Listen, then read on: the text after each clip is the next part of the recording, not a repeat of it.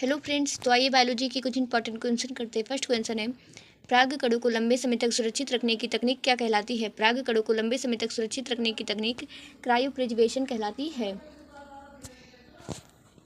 पराग कणों को क्रायोप्रिजर्वेशन में किस तापमान पर रखा जाता है? -196 डिग्री सेल्सियस में रखा जाता है। किस तापमान पर रखा जाता है? -196 डिग्री सेल्सियस तापमान पर रखा जाता है। पराग बैंक पोलन बैंक का मुख्य उद्देश्य क्या है? पराग कणों का संरक्षण। क्या है? पराग कणों का संरक्षण। पराग बैंक का मुख्य उद्देश्य पराग कणों का संरक्षण है। कुछ लोगों में परागकण किस प्रकार की समस्या उत्पन्न कर सकते हैं? कुछ लोगों में परागकण किस प्रकार की समस्या उत्पन्न कर सकते हैं? एलर्जी उत्पन्न कर सकते हैं। एलर्जी उत्पन्न कर सकते हैं। परागकणों में कौन सा पोषक तत्व प्रचुर मात्रा में पाया जाता है? परागकणों में कौन सा पोषक तत्व प्रचुर मात्रा में पाया जाता है? प्रोटीन। प्रोटीन परागकणों में प्रचुर मात्रा में पाया जाता है। परागकणों में प्रोटीन प्रचुर मात्रा में पाया जाता है। भ्रूणकोश के विकास को क्या कहते हैं? भ्रूणकोश के विकास को क्या कहते हैं? मेगागैमेटोजेनेसिस कहते हैं। भ्रूणकोश के विकास को मेगागैमेटोजेनेसिस कहते हैं। क्रियाशील महाबीजाणु की संख्या सामान्यतः कितनी होती है? क्रियाशील महाबीजाणु की संख्या सामान्यतः कितनी होती है? एक होती है। कितनी होती है? एक। क्रियाशील महाबीजाणु की संख्या सामान्यतः एक होती है। एक महाबीजाणु मृत कोशिका से कितने महाबीजाणु बनते हैं?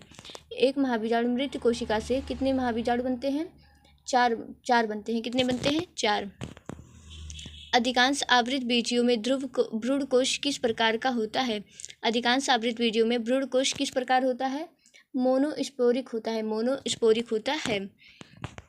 भ्रूणकोश में 8 नाभिक बनने के लिए कितने समसूत्री विभाजन होते हैं? भ्रूणकोश में 8 नाभिक बनने के लिए 3 समसूत्री विभाजन होते हैं। कितने होते हैं? 3। स्वपरागण से उत्पन्न पौधों में सामान्यतः क्या पाया जाता है? कम आनुवंशिक विविधता पाया जाता है। क्या पाया जाता है? कम आनुवंशिक विविधता। स्वपरागण से उत्पन्न पौधों में सामान्यतः कम आनुवंशिक विविधता पाया जाता है। पर परागण का सबसे बड़ा लाभ क्या है? पर परागण का सबसे बड़ा लाभ क्या है? आनुवंशिक विविधता। क्या है? आनुवंशिक विविधता। पर परागण को बढ़ावा देने वाली विशेषता क्या है? पर परागण को बढ़ावा देने वाली विशेषता क्या है? डिप्चोगेमी है। क्या है? डिप्चोगेमी। जब पुंकेसर जयांग अलग अलग समय पर परिपक्व हों उसे क्या कहते हैं? जब पुंकेसर जयांग अलग अलग समय पर परिपक्व हों तो उसे क्या कहते हैं? डिप्चोगेमी कहते हैं। क्या कहते हैं? डिप्चोगेमी।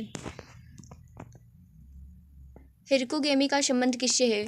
स्वपरागण को रोकने से है। किससे है? स्वपरागण को रोकने से। बंद पुष्पों में होने वाला परागण कहलाता है। बंद पुष्पों में होने वाला परागण कहलाता है क्लिस्टोगेमी कहलाता है। क्या कहलाता है? क्लिस्टोगेमी कहलाता है।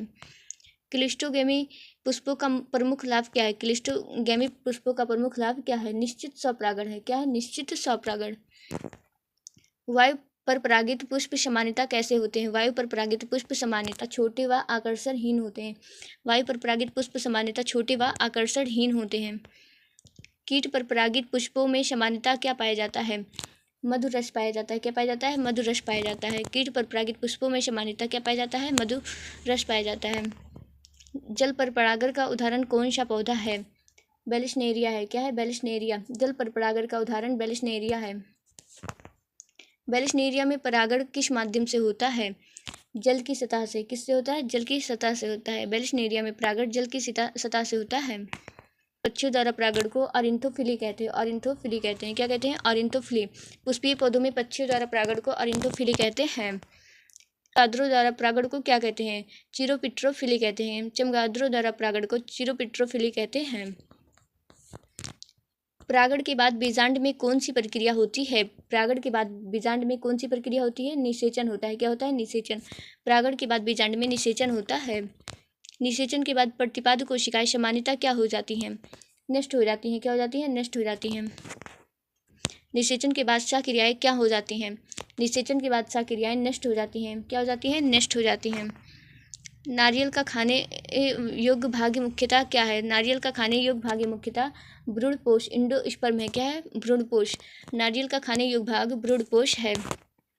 मक्का के बीज में भोजन कहाँ संचित रहता है? मक्का के बीज में भोजन कहाँ संचित रहता है? एंडोस्पर्म में। मक्का के बीज में भोजन एंडोस्पर्म में संचित रहता है। बीज पत्रों में भोजन संचित रहने वाले बीज कहलाते हैं गैर भ्रूणपोषी कहलाते हैं। क्या कहलाते हैं? गैर भ्रूणपोषी कहलाते हैं। नॉन एंडोस्पर्मिक बीज पत्रों में भोजन संचित रहने वाले बीज गैर भ्रूणपोषी नॉन एंडोस्पर्मिक कहलाते हैं। निषेचन के बिना बीज बनने की प्रक्रिया को क्या कहते हैं? निषेचन के बिना बीज बनने की प्रक्रिया को एपोमिक्स कहते हैं। क्या कहते हैं? एपोमिक्स कहते हैं।